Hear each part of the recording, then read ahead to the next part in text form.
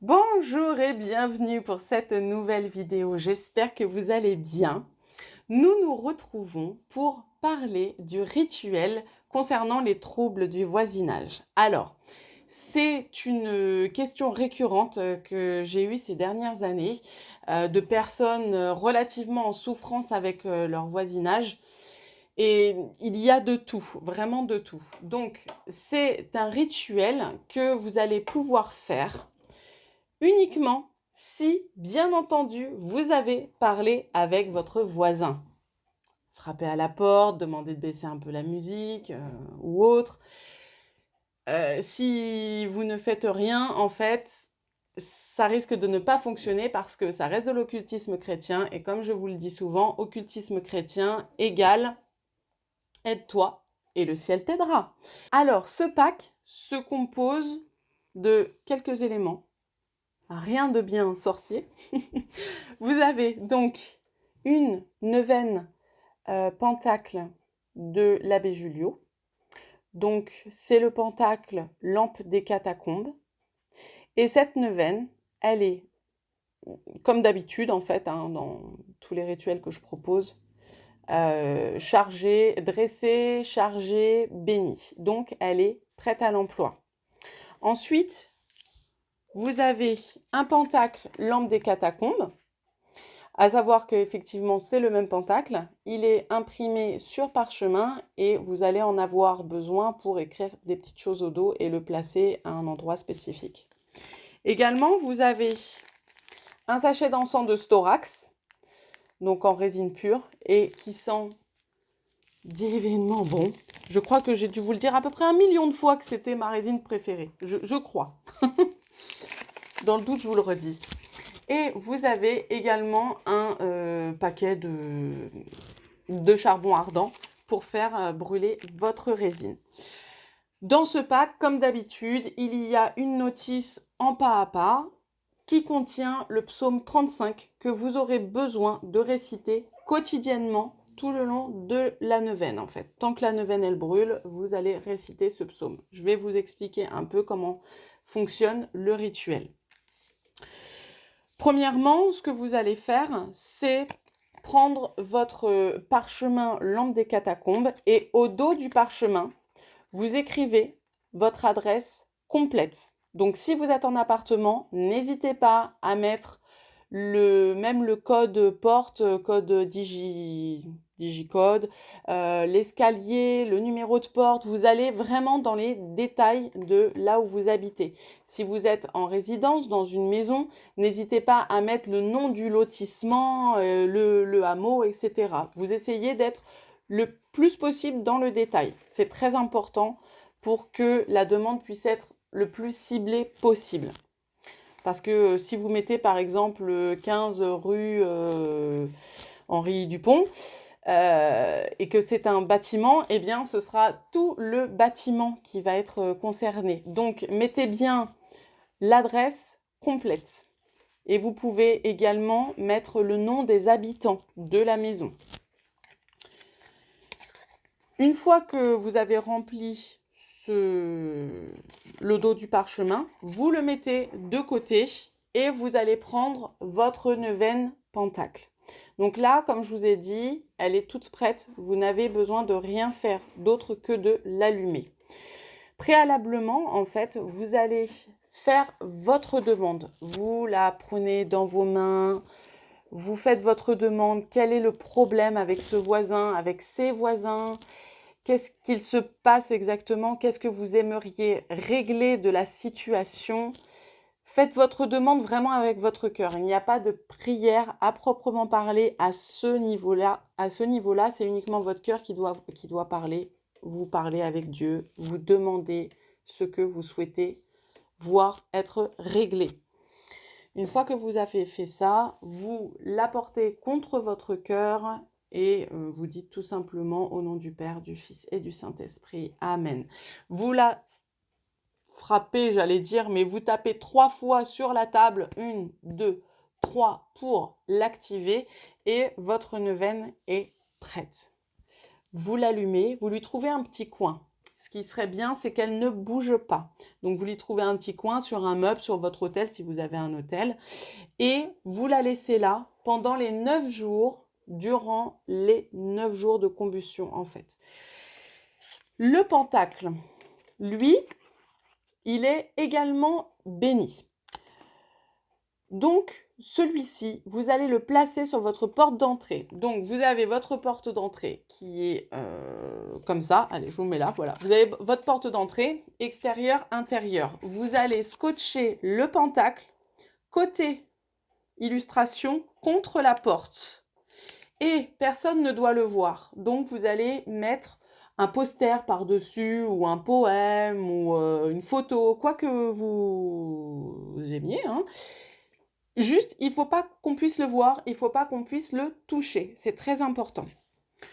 Une fois que ça, c'est fait, vous allez mettre un charbon ardent sur votre encensoir. Donc, ce que je peux vous conseiller, une petite astuce, c'est que le charbon va crépiter, va prendre un petit temps en fait à se griser sur les contours. Une fois qu'il est grisé sur les contours, c'est là où il est vraiment au top du top.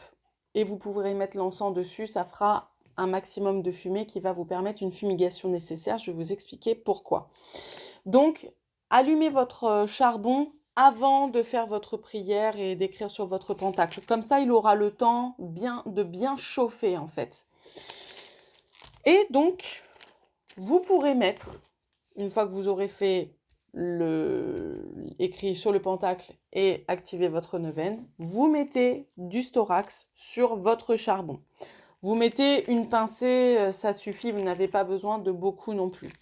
Là, ce que vous allez faire, c'est que, alors, faites attention, prenez une manique ou un mouchoir ou une serviette si vous n'avez pas d'encensoir à navette ou à chaîne, pour ne pas vous brûler. Parce que même si vous avez du sable ou de la cendre dedans, vous risquez sûrement de vous brûler ou alors ça va être très très chaud. Donc n'oubliez pas de prévoir quelque chose pour tenir votre encensoir ou votre coupelle qui fait office d'encensoir.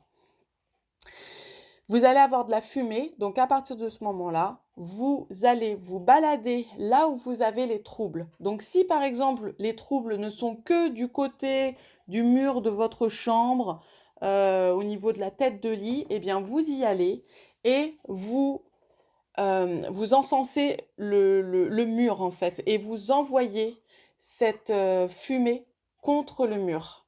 Si ça vient du plafond parce que ce sont vos voisins du dessus qui font du bruit, vous envoyez la fumée comme ça. Idem si c'est vers le bas, à droite, à gauche.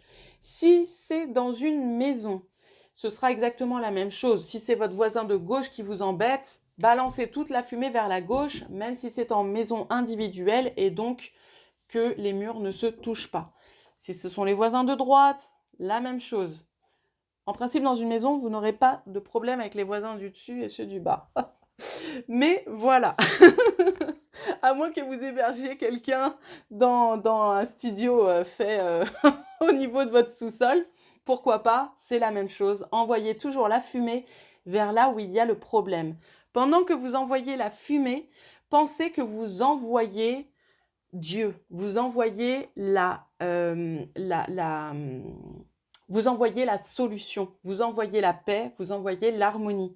Vous envoyez vraiment la solution à votre problème et vous n'avez pas à savoir et à réfléchir quelle sera cette solution. Comment est-ce que ça pourrait se régler? Ce n'est plus votre problème.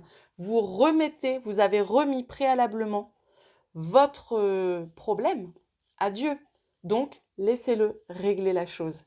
Simplement, agissez avec l'encens envoyé. Une fois cela fait, vous pouvez retourner vaquer à vos activités et le lendemain, vous allez recommencer. Juste uniquement l'encens et le psaume 35 que vous allez réciter. Donc, le psaume 35, vous le récitez quand vous voulez, avant l'encensement, je ne sais pas si ça se dit, pendant ou après. C'est vous qui voyez comment vous le sentez, c'est très important. Mais tous les jours, psaume 35, que vous trouverez dans la notice en annexe, et encens de storax. Et une fois que tout est fini, c'est-à-dire que vous n'avez plus d'encens puis que la bougie a fini de brûler, je conseille une petite chose. Ne jetez pas la neuvaine. Dedans, versez du sel béni, pourquoi pas, hein, du sel béni. Et puis, de temps en temps, vous pourrez mettre peut-être un petit peu d'huile de bénédiction, de paix et d'harmonie, de protection de la maison. Et puis, une autre fois, peut-être, vous pouvez faire ça toutes les semaines, tous les mois, c'est vous qui voyez. Vous mettez toujours, en fait, vous rajoutez des petites choses de bénédiction, de purification, de protection dans votre neuvaine vide que vous laissez pas loin de votre porte d'entrée. Voilà. Les gens peuvent la voir, peuvent la toucher, il n'y a absolument aucun problème. Mais bon, faites en sorte que ça reste quand même à vous. C'est pas non plus un objet à tripoter. Voilà. Votre pentacle, lui, il restera toujours sur la porte d'entrée. On ne l'enlève pas. C'est votre protection pour ne plus qu'on vous embête. Alors, comment est-ce que ça va fonctionner? Qu'est-ce que vous allez voir? Tout simplement, du calme. Vous allez retrouver une certaine harmonie, vous allez retrouver une certaine qualité de vie au sein de votre foyer, dans votre maison. Il y aura peut-être un petit peu moins de bruit si on faisait du bruit, il y aura peut-être moins d'insultes si on vous insultait beaucoup, il y aura peut-être moins de dégradation si on dégradait. Et au fur et à mesure, vous allez voir que des solutions divines vont se mettre en place. Dans le sens où, par exemple, de toutes les... Comment dire? Toutes les expériences que j'ai pu avoir à ce sujet, à chaque fois que j'ai pu diffuser ce rituel-là,